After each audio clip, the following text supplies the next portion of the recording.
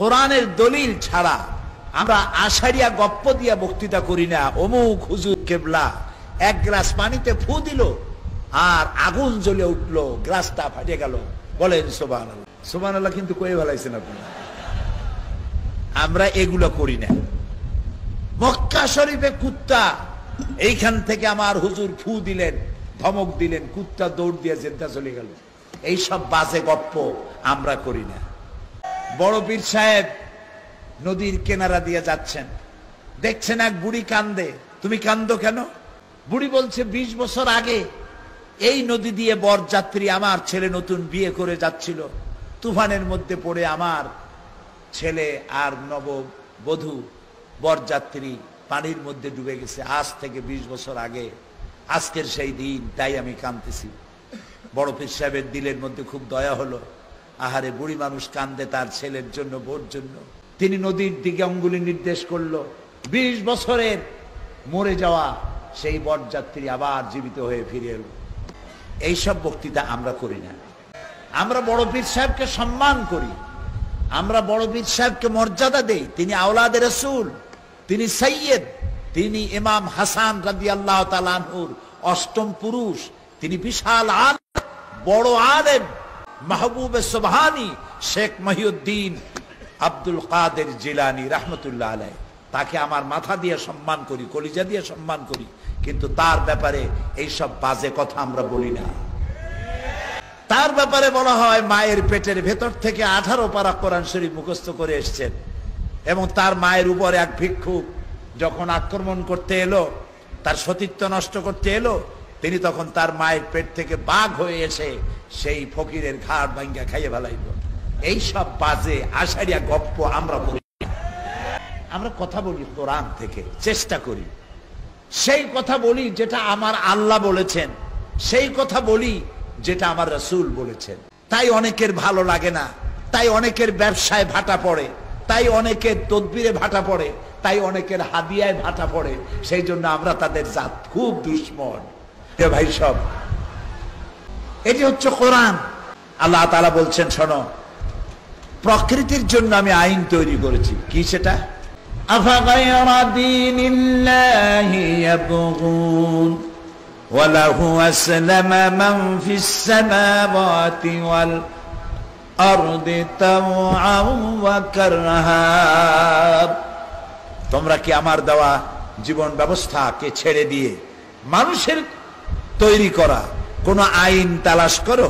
ওয়ালাহু আসলামা মান ফিস সামাওয়াতি ওয়াল আরদ, অথচ আকাশে যা আছে, জমিনে যা আছে, সব আনুগত্যের মস্তককে আমার সামনে অবনত করে দিয়েছে। সুবহানাল্লাহ।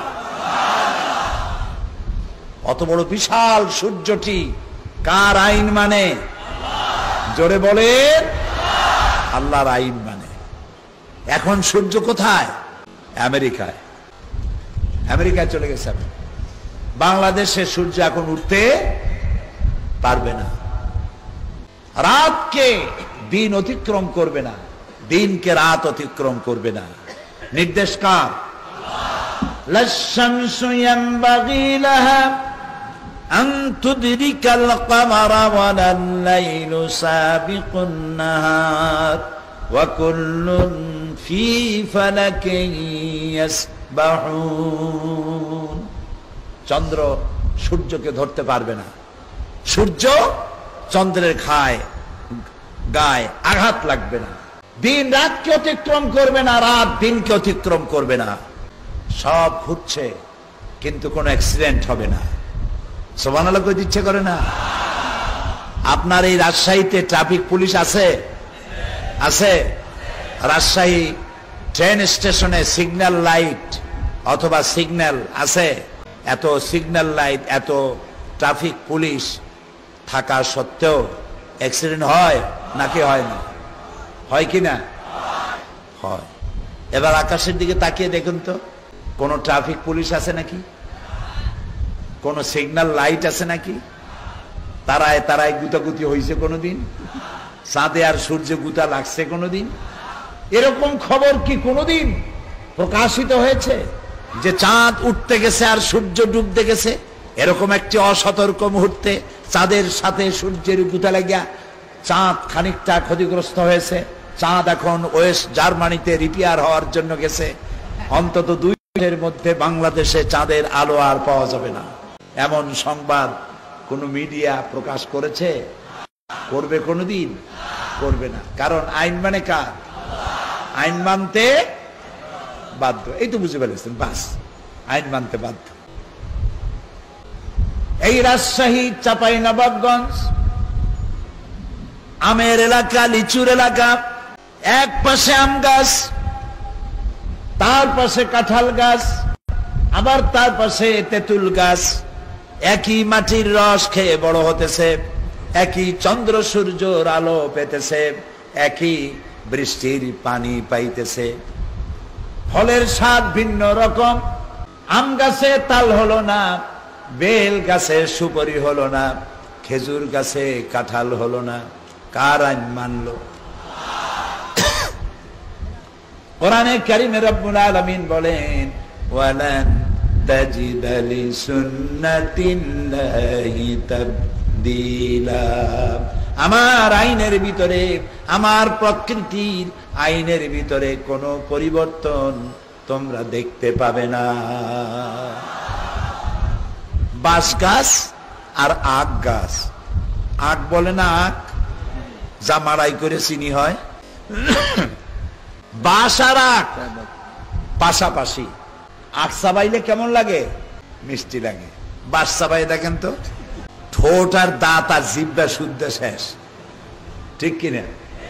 খেজুর গাছ মাথা কাটলে যে রস পাওয়া যায়, খেজুর গাছের গোড়া দিয়া খুঁজতে খুঁজতে 3 মাইল যদি নিচে ঢোকেন, ওই রকম মাথার মতো 1 ফোঁটা মিষ্টি রস পাওয়া যাবে কোথাও? সুপারি গাছ কাটলে কি ওই রকম রস আসবে? মানলো গাছ। এই যে পদ্মা নদী, ব্রহ্মপুত্র, শীতলক্ষা, বুড়িগঙ্গা আর যত নদী আমার দেশে আছে, এই নদীর পানিগুলো, মিষ্টি পানিগুলো ভাটির টানে বঙ্গোপসাগরে চলে যায়। আবার বঙ্গোপসাগরের লবণ পানিগুলি মিষ্টি নদী এলাকায় চলে আসে। এ পানিগুলি মাঝখানে যাতায়াতে মিষ্টি পানি নোনা এলাকা অতিক্রম করতে পারে না, নোনা পানি মিষ্টি এলাকা অতিক্রম করতে পারে না। হুকুম মানে কার?